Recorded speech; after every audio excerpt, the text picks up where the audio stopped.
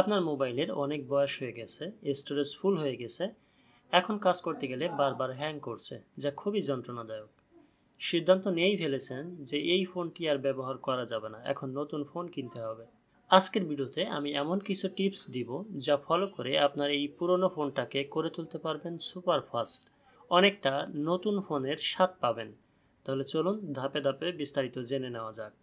আমরা প্রথমে জানব স্মার্টফোনটি কেন হ্যাং করে বা দুর্বল হয়ে যায়। এর কারণ হলো ফোনে অতিরিক্ত অ্যাপ ইনস্টল করা। এর ফলে র্যাম ও স্টোরেজ অনেকটা দখল করে ফেলে, যার ফলে ফোনটি দুর্বল হয়ে যায়। অপর্যাপ্ত স্টোরেজ অর্থাৎ আপনার ফোনের যে ইন্টারনাল মেমোরি থাকে, সেই মেমোরিটি যখন অনেকটা কমে যায় বা ফুল হয়ে যায়, তখন আপনার ফোনটি খুবই স্লো হয়ে যায়।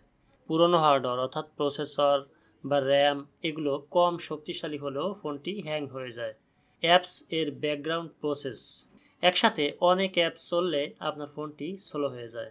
এছাড়া আপনার ফোনটি ভাইরাস বা ম্যালওয়্যার দ্বারা আক্রান্ত হয়ে থাকলেও আপনার ফোনটি হ্যাং হয়ে যায় বা স্লো হয়ে যায়। সফটওয়্যার আপডেট না থাকা, যদি আপনার ফোনের যে সফটওয়্যার বা অ্যাপগুলো রয়েছে এইগুলো যদি আপডেটেড না হয়, তাহলেও কিন্তু আপনার ফোনটি স্লো হয়ে যায়।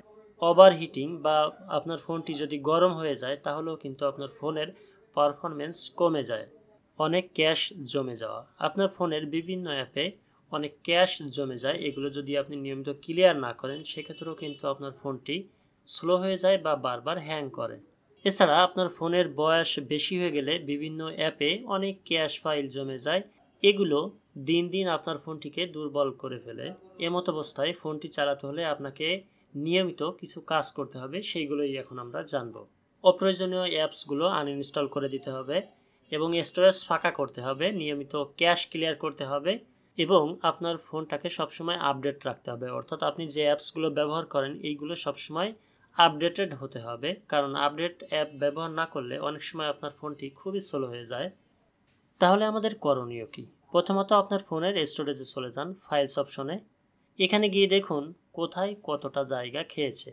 এবার অপ্রয়োজনীয় ছবি, অডিও, ভিডিও ও অন্যান্য ফাইল মুছে ফেলুন। এভাবে যতটা সম্ভব স্টোরেজ খালি করুন। এবার আপনার ফোনের অপ্রয়োজনীয় অ্যাপস যেগুলো আপনি সচরাচর ব্যবহার করেন না, সেগুলো আনইনস্টল করে দিন। এখন আপনি আপাতত প্রথমে কি করবেন, এই যে download, video, document, image, audio এইগুলোর মধ্যে যাবেন এবং এইগুলোর মধ্যে গিয়ে আপনার যেগুলো প্রয়োজন নেই সেগুলোকে আপনি মুছে ফেলবেন। তারপর আপনি চলে যাবেন অ্যাপসে। এখন যা করতে হবে সেটি খুবই গুরুত্বপূর্ণ। এটা হলো আপনার প্রয়োজনীয় অ্যাপস যেগুলো মুছা বা আনইনস্টল করা যাচ্ছে না বা আপনি মুছতে চাচ্ছেন না, সেগুলোর ক্যাশ ফাইল মুছে ফেলতে হবে। এটা করার জন্য আপনার ফোনের ফাইলস অপশন থেকে অ্যাপসে চলে যাবেন। তারপর এখানে ইনস্টল করা অ্যাপসগুলো দেখতে পাবেন। তো অ্যাপস এলে এখানে দেখতে পাচ্ছেন দারাজ, এটা খেয়েছে হচ্ছে 1.18 জিবি। তারপর এই যে লাইট ফেসবুক যেটা, এটা খেয়েছে 642 মেগাবাইট। তো এখন আমরা এখান থেকে মনে করুন এই দারাজ অ্যাপসটার উপর ক্লিক করব। তারপর এখানে দেখতে পাচ্ছেন এই যে স্টোরেজ নামে একটা মেনু রয়েছে, আমরা এই স্টোরেজে যাব। এরপর এখানে দেখতে পাচ্ছেন যে এটা 1.18 জিবি হচ্ছে এটা ইউজ করেছে। তো এখন আমরা এখান থেকে ক্লিয়ার ক্যাশ এখানে ক্লিক করব।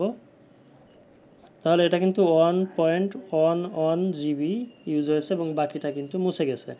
এখন আমরা যদি ক্লিয়ার স্টোরেজে ক্লিক করি এই যে এই বাটনে, তাহলে কিন্তু এখানে আরও অনেক জায়গা খালি হয়ে যাবে, কিন্তু অ্যাপসটা লগ আউট হয়ে যাবে এবং সকল সেটিংস মুছে যাবে। আপনাকে নতুন করে লগ ইন করতে হবে, তবে স্টোরেজ বেশি খালি হবে, তাই একটু কষ্ট হলেও এটা করে দেওয়াই ভালো। ক্লিয়ার স্টোরেজে ক্লিক করব, তারপর এখান থেকে ওকে বাটনে ক্লিক করে দিব। এবার কিছুটা ওয়েট করতে হবে। দেখুন যেখানে 1 জিবির বেশি জায়গা খেয়েছিল এই অ্যাপটি, সেখানে আমরা ক্লিয়ার স্টোরেজ করে 162 মেগাবাইট নিয়ে এলাম।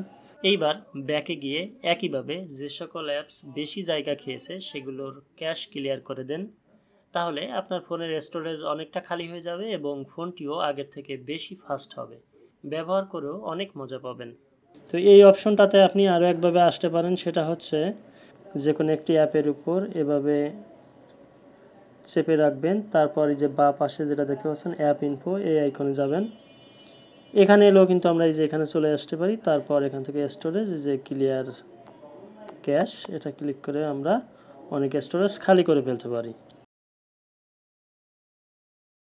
এবার আমরা সর্বশেষ আর একটা কাজ করব, এটাও খুবই গুরুত্বপূর্ণ।